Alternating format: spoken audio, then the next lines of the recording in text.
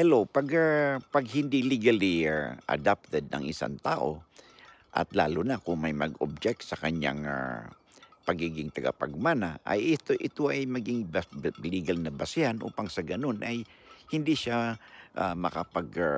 makapag-participate doon sa partihan ng mana. Kasi hindi naman siya legally adopted kahit na sabihin natin na ang kanyang pangalan, no, ay lumalabas doon sa kanyang baptismal certificate na siya ay anak nung kanyang magulang. Kasi ang basihan talaga ay kung ang totoo, kung siya ba talaga ay legally adopted.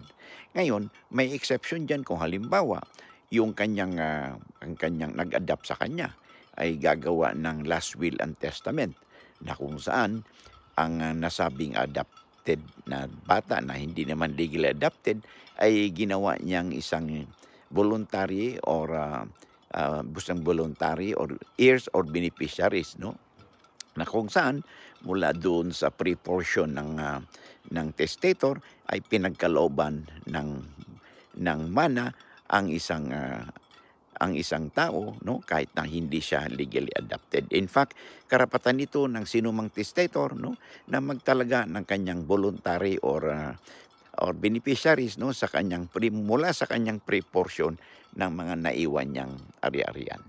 Makipag-ugnayan din kayo sa inyong lawyer for further information. Lamang na kayo pag may alam sa batas.